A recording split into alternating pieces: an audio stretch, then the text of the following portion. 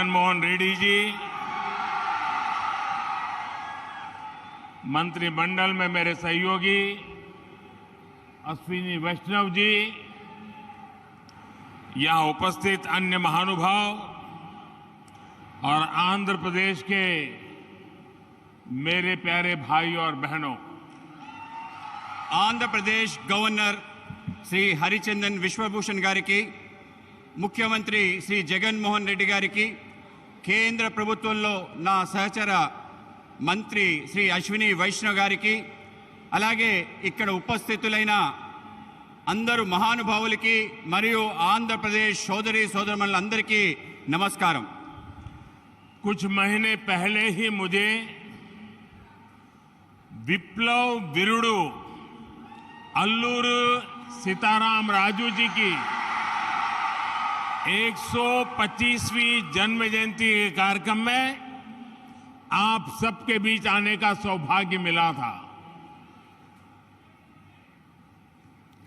కొన్ని నెలల ముందు నేను విప్లవ వీరుడు అల్లూరి సీతారామరాజు 120వ జన్మ జయంతికి వచ్చే సౌభాగ్యం కలిగింది।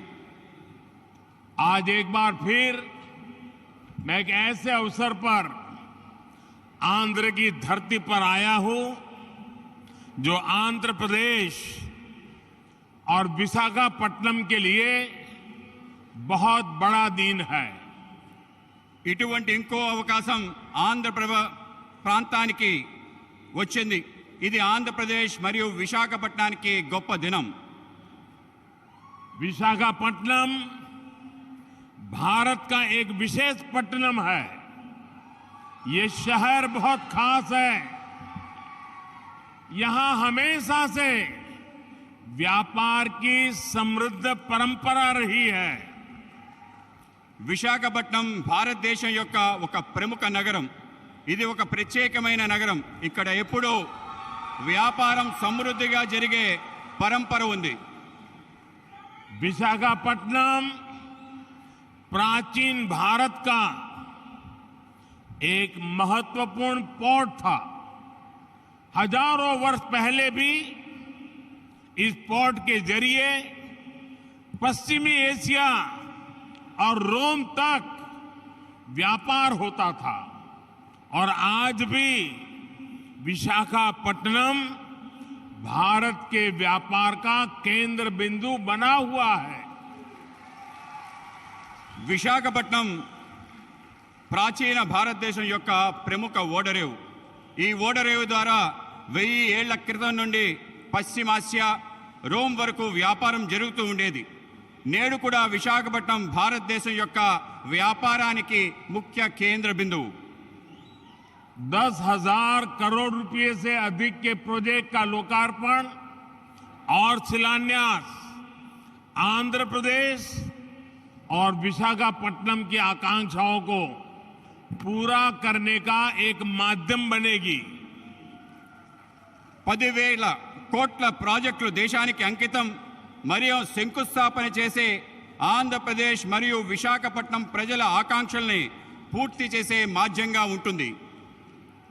ये योजनाएं इंफ्रास्ट्रक्चर से लेकर ईज ऑफ लिविंग और आत्मनिर्भर भारत तक कई नए आयाम खोलेगी, विकास को नई ऊंचाई पर ले जाएगी।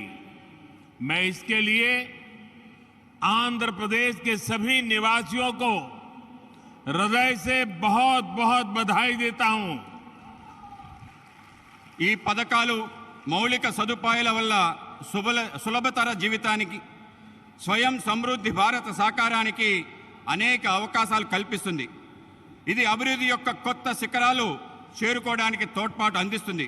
నేను ఇందుకోసం ఆంధ్రప్రదేశ్లో నివాసం ఉంటున్న అందరికీ హృదయపూర్వక అభినందనలు తెలుపుతున్నాను।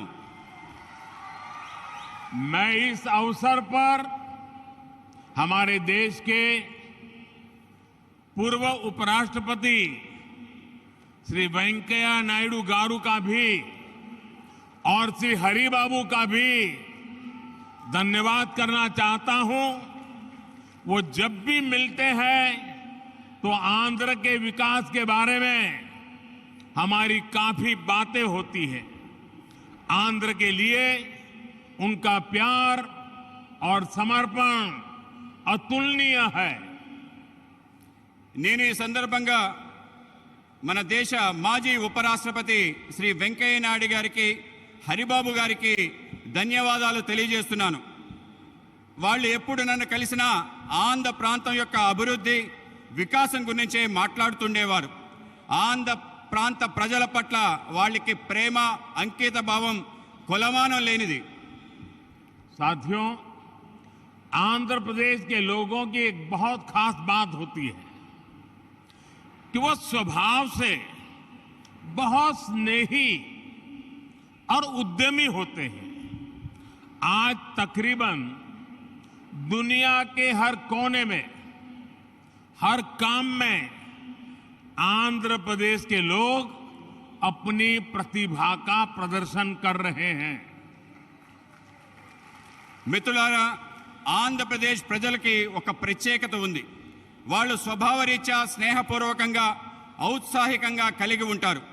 నేడు ప్రపంచంలో అనేక చోట్ల అన్ని పనుల్లో ఆంధ్ర ప్రాంతం వాళ్ళు తమ ప్రతిభను కనపరుస్తున్నారు. बात चाहे एजुकेशन की हो या एंटरप्राइज की, टेक्नोलॉजी की हो या मेडिकल प्रोफेशन की, हर क्षेत्र में आंध्र प्रदेश के लोगों ने अपनी विशिष्ट पहचान बनाई है। ఇది చదువు గురించి అయినా కానీ, వ్యాపార దృక్పథం గురించి అయినా కానీ, సాంకేతిక రంగంలో కానీ, వైద్య రంగానికి సంబంధించిందైనా కానీ అన్ని చోట్ల ఆంధ్ర ప్రాంత ప్రజలు తమ ప్రత్యేక గుర్తింపు ప్రదర్శిస్తున్నారు. ये पहचान सिर्फ प्रोफेशनल क्वालिटी की वजह से ही नहीं बनी, बल्कि ये उनके मिलनसार व्यवहार की वजह से बनी है। आंध्र प्रदेश के लोगों का खुश मिजाज और जिंदादिल व्यक्तित्व हर किसी को उनका मुरीद बना देता है। ఈ గుర్తింపు వృత్తిపరమైన లక్షణాల కారణంగా కాక వాళ్ళ యొక్క కలుపుకోరుతనం కారణంగా ఏర్పడింది. ఆంధ్రప్రదేశ్ ప్రజల యొక్క ఉల్లాసవంతమైన, ఉన్నతమైన వ్యక్తిత్వం వాళ్ళని అలా మెచ్చుకునేలా చేస్తుంది. तेलुगु भाषी लोग हमेशा बेहतर की तलाश में रहते हैं और हमेशा बेहतर करने की कोशिश करते रहते हैं। मुझे खुशी है कि आज यहां जिन विकास परियोजनाओं का शिलान्यास और लोकार्पण हुआ है, वो भी आंध्र प्रदेश में प्रगति की गति को और बेहतर करेगी। తెలుగు ప్రజలు ఎప్పుడు కూడా అందరి బాగు కోసం వెతుకుతూ ఉంటారు, అలాగే బాగు చేయడం కోసం కృషి చేస్తుంటారు. నాకు చాలా సంతోషంగా ఉంది. ఈరోజు అభివృద్ధి కార్యక్రమాల యొక్క శంకుస్థాపన, జాతికి అంకితం చేసిన విషయంలో ఆంధ్ర ప్రాంతం యొక్క అభివృద్ధి మెరుగుపడడానికి దోహదపడతాయని చెప్పి భావిస్తున్నాను. साथियों, आजादी के अमृत काल में देश विकसित भारत के लक्ष्य को लेकर विकास के रास्ते पर तेजी से आगे बढ़ रहा है। మిత్రులారా, మనం స్వతంత్ర దినోత్సవం యొక్క అమృత కాలంలో ఉన్నాం. వికసించిన భారత అనే లక్ష్యంతో అభివృద్ధి పదంలో ముందుకి తోసిపోతున్నాం. विकास की ये यात्रा बहुआयामी है। इसमें सामान्य मानवीय के जीवन से जुड़ी जरूरतों की चिंता भी शामिल है। इसमें सबसे बेहतर आधुनिक इंफ्रास्ट्रक्चर का निर्माण भी शामिल है। అభివృద్ధి యొక్క ఈ యాత్రలో బహుముఖమైంది. ఇందులో సామాన్య మానవుడి యొక్క ఆలోచన కూడా దాగి ఉంది. ఇందులో ప్రపంచంలో శ్రేష్టమైన ఆధునిక మౌలిక సదుపాయాలు నిర్మాణం కూడా ఉంది. आज के इस कार्यक्रम में भी इंफ्रास्ट्रक्चर पर हमारे विजन की झलक भी साफ दिख रही है। हमारा विजन है समावेशी विकास का, इंक्लूसिव ग्रोथ का నేడు ఈ కార్యక్రమంలో మౌలిక సదుపాయాల కల్పనలో మా దార్శనికత యొక్క స్పష్టమైన సంకేతం కనబడుతుంది. మా ఆలోచన అంతా కూడా సమ్మిళిత అభివృద్ధి కోసం इंफ्रास्ट्रक्चर को लेकर हम कभी ऐसे सवालों में नहीं उलझे कि हमें रेलवे का विकास करना है या सड़क परिवहन का। हम कभी इसे लेकर दुविधा में नहीं फंसे कि हमें पोर्ट पर ध्यान देना है कि हाईवे पर। మేము మౌలిక సదుపాయాల కోసం ఎటువంటి సందేహాలకి లోను కాలేదు. అది రైల్వేల అభివృద్ధి అయినా రోడ్ల అభివృద్ధి అయినా మనం పోర్టుల అభివృద్ధి చేద్దామా రహదారుల అభివృద్ధి చేద్దామా అనే విషయంలో సందేహపడలేదు. इंफ्रास्ट्रक्चर के इस आइसोलेटेड व्यू से देश को भारी नुकसान उठाना पड़ा. इससे सप्लाई चेन पर असर पड़ा और लॉजिस्टिक्स का खर्च बढ़ गया.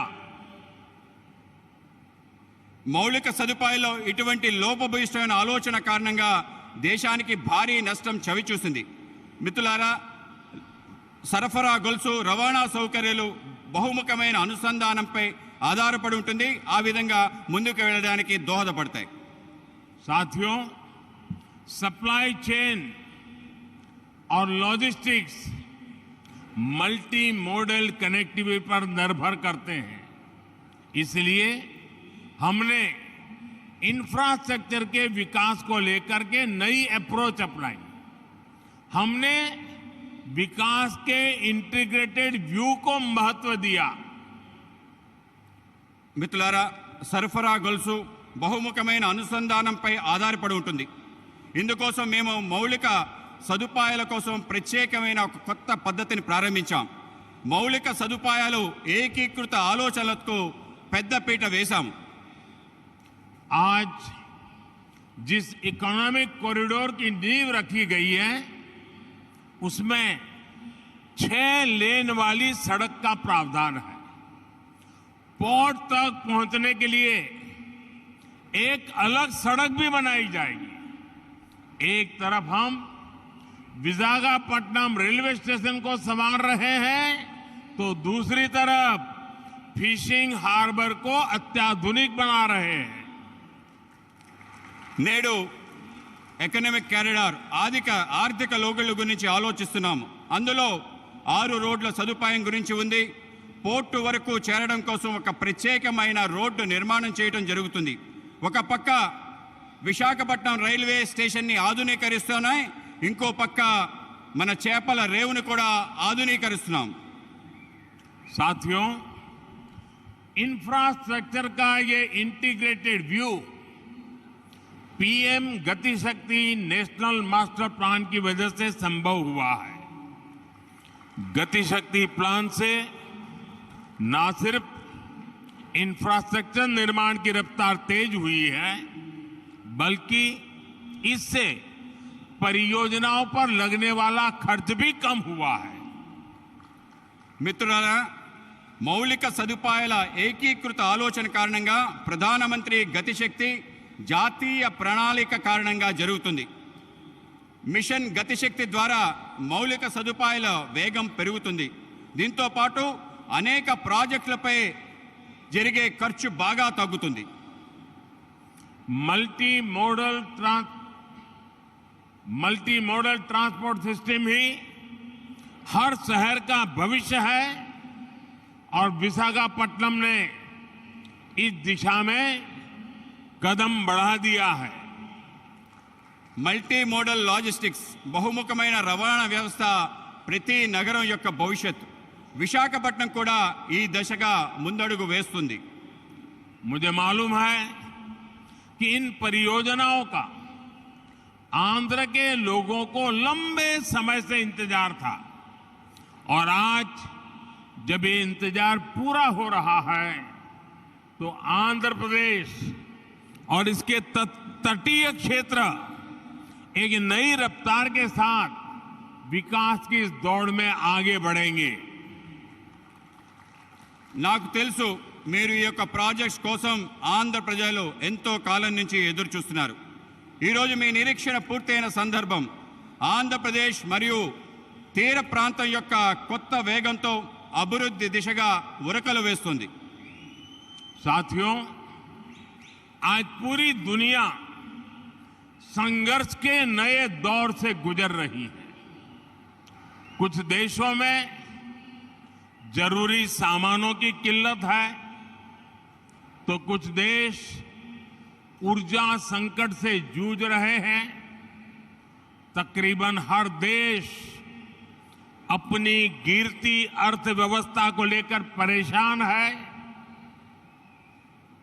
మిత్రులారా, ఈరోజు ప్రపంచం మొత్తం కష్టాల్లో ఉంది. కొన్ని దేశాలకు నిత్యావసర సరుకులు కొరతతో ఇబ్బంది పడుతున్నాయి. కొన్ని దేశాలు ఇంధన సంక్షోభంతో ఇబ్బంది పడుతున్నాయి. దాదాపు ప్రతి దేశం వాళ్ళు క్షీణిస్తున్న ఆర్థిక వ్యవస్థపై ఆందోళన చెందుతున్నారు.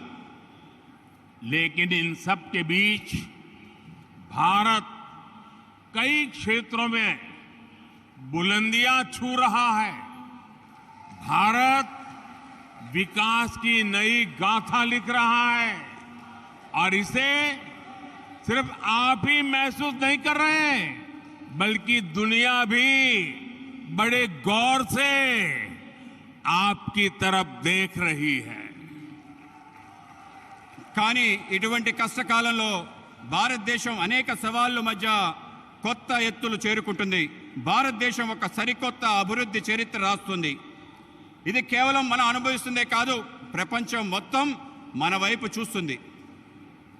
आप देख रहे होंगे कि कैसे एक्सपर्ट और बुद्धिजीवी भारत की प्रशंसा कर रहे हैं.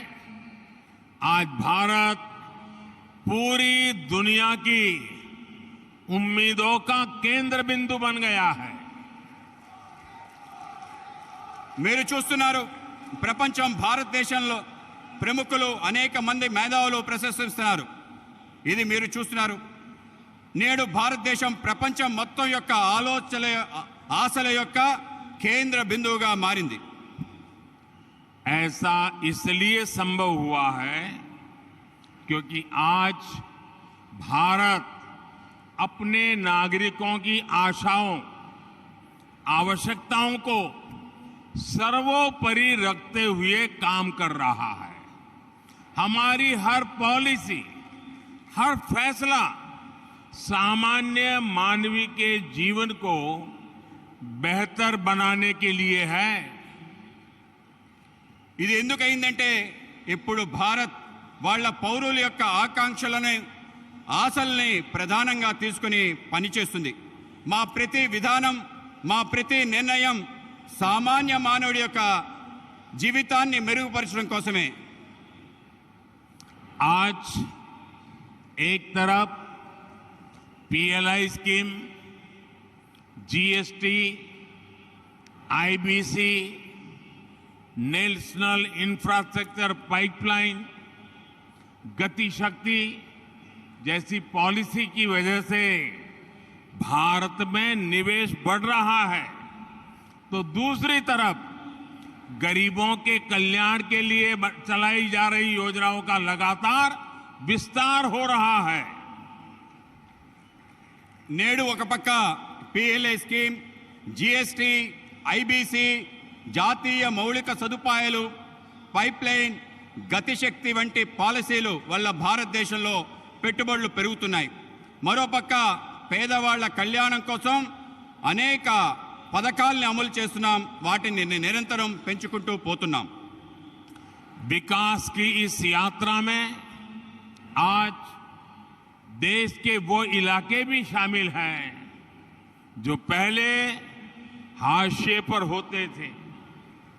सबसे पिछड़े जिलों में भी एस्पिरेशनल डिस्ट्रिक्ट प्रोग्राम के जरिए विकास से जुड़ी योजनाएं चलाई जा रही है.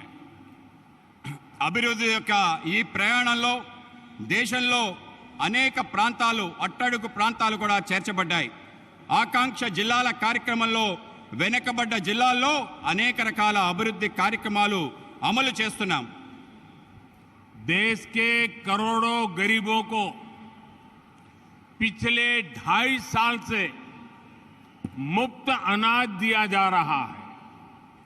पिछले 3.5 साल से पीएम किसान योजना के जरिए किसान के खाते में हर वर्ष सीधे 6,000 रुपये पहुंच रहे हैं।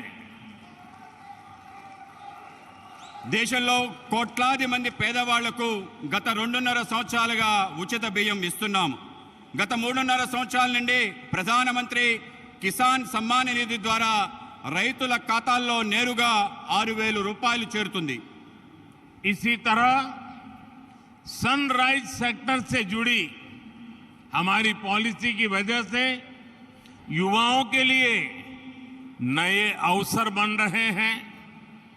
ड्रोन से लेकर गेमिंग तक, स्पेस से लेकर स्टार्टअप तक हर क्षेत्र को हमारी पॉलिसी की वजह से आगे बढ़ने का मौका मिल रहा है।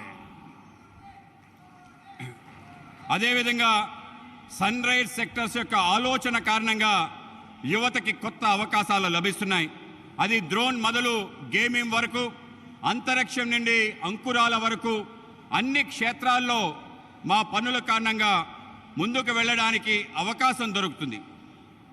साथियों, जब लक्ष्य स्पष्ट होते हैं तो आकाश की ऊंचाइयां हो या समुद्र की गहराइयां, हम अवसरों को तलाश भी लेते हैं और तराश भी लेते हैं।